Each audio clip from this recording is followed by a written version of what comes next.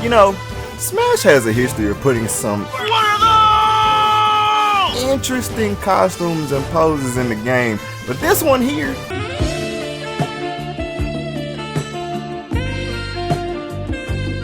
yes, I know it's a retired joke, shut up.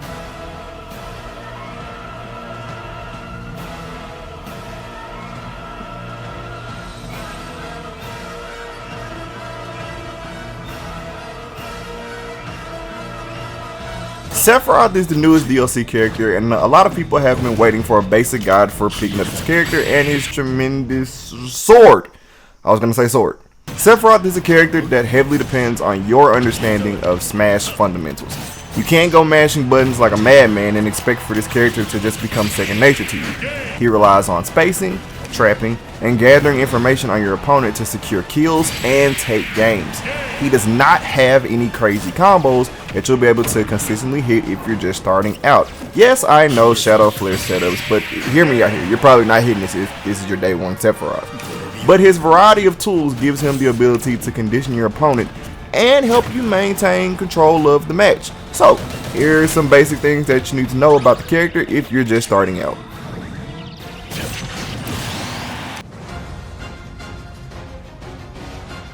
Fundamentals. I cannot say this enough if you are trying to pick up Sephiroth. Sephiroth is a bait and punish character in neutral. You need to understand the spacing of your aerials and how to get your opponent into a position that you can capitalize on. Moves like Flare to make your opponent either shield or jump, Shadow Flare to make them panic because the balls of death are circling around them, and your aerials to stuff out their approaches are all a part of dissecting your opponent's defense and getting them into a position that you can take advantage of. Sephiroth gets screwed harder than a porn star if your opponent gets into your range, but keeping people out shouldn't be too hard once you get used to spacing his sword that's the size of 3 younglings. Having the advantage of Sephiroth can put you in position to take your opponent's stocks in seconds. The ideal place to have your opponent is above you, where you can juggle them with up air or read their landing option to potentially put them off stage for an edge guard. If your opponent is at the ledge, charging Giga Flare will prompt them to jump over it, drop from the ledge to try to stall out the explosion, or roll, which would still cause them to get hit if you space it correctly. Shadow Flare puts a guaranteed attack around your opponent, and the longer you charge Shadow Flare, the further the move travels, and this is really good for punishing bad approaches, and in some cases can be used to catch your opponent's tech options.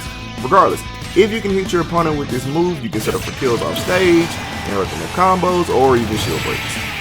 Once you take enough damage, you'll activate One Winged Angel.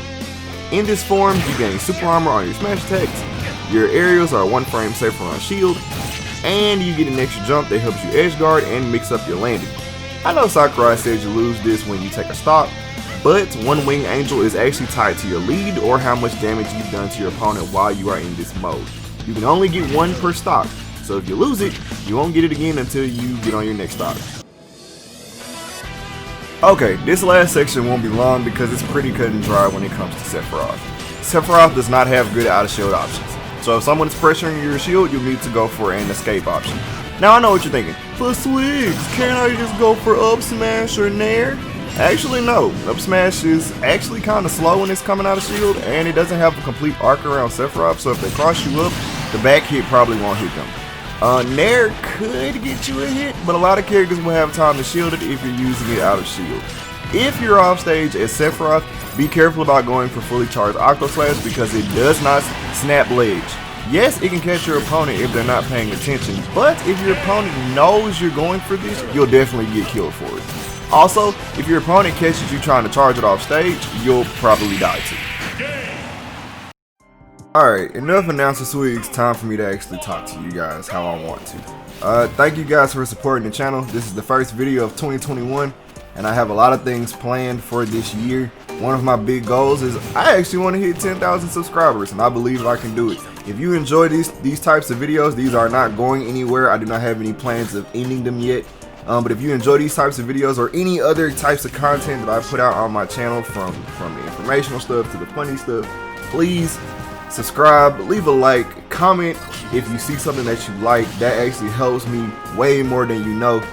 Thank you again, and until next time, Swiggy out.